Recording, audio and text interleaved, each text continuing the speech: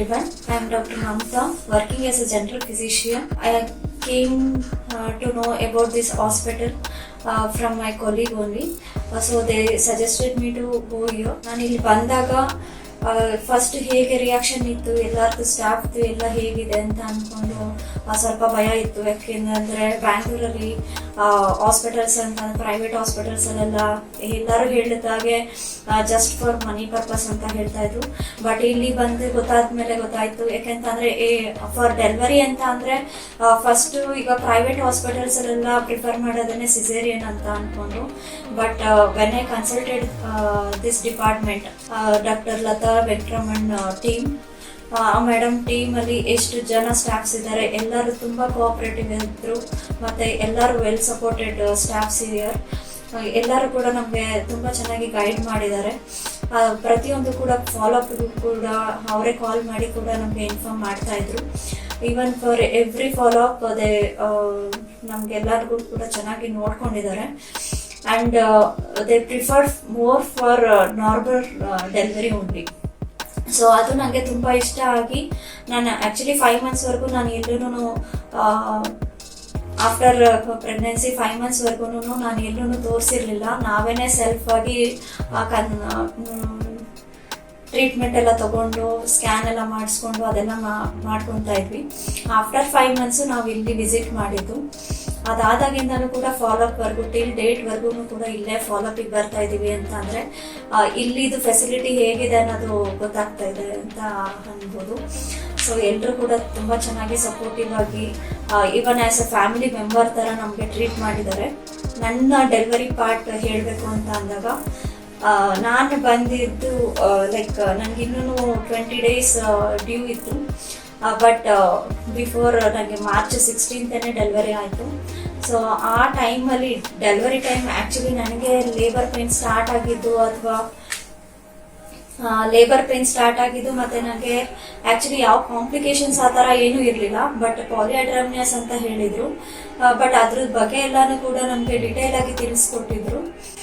ಅದಾದ ನಂತರ ನನಗೆ ಹಾಸ್ಪಿಟಲಿಗೆ ಬಂದಾಗ 4 o'clock ಆಗಿತ್ತು ಮಾರ್ನಿಂಗ್, ಅರ್ಲಿ ಮಾರ್ನಿಂಗ್ 4 o'clock ಆಗಿತ್ತು, ಸ್ಯಾಟರ್ಡೆ March 16th.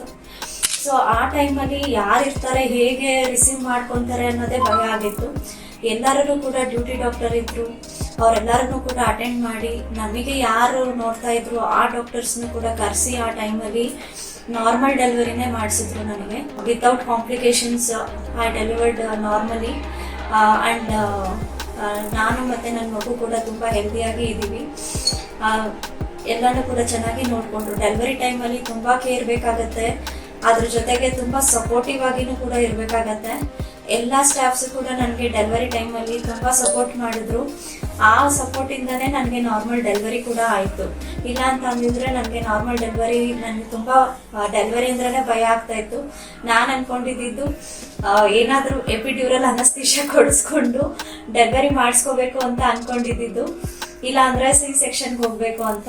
ಬಟ್ ನಾರ್ಮಲ್ಗೆ ಅವರು ಪ್ರಿಫರ್ ಮಾಡಿ ನಿಮಗೆ ನಾರ್ಮಲ್ಲೇ ಆಗುತ್ತೆ ಅಂತ ಹೇಳಿ ವಿತೌಟ್ ಅನಸ್ತೇಷಿಯಾ ನನಗೆ ಎಪಿಸೋಟಮಿ ಮಾಡಿ ನನಗೆ ಡೆಲಿವರಿ ಮಾಡಿ ಕೊಟ್ಟಿದ್ದಾರೆ.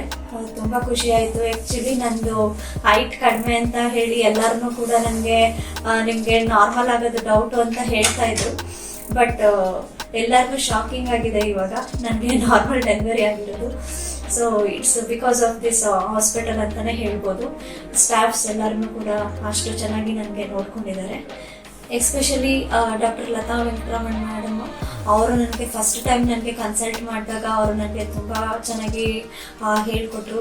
ಲೈಕ್ ಯಾವ ಥರ ನೀವು ಫೀಲ್ ಅಂದರೆ ಪ್ರೆಗ್ನೆನ್ಸಿ ಅಂತ ಅಂದರೆ ಹೇಗಿರುತ್ತೆ, ನೀವು ಯಾವ ಥರ ಇರಬೇಕು ಅಂತ ಎಲ್ಲನೂ ಕೂಡ ಚೆನ್ನಾಗಿ ಹೇಳಿಕೊಟ್ರು ನನಗೆ.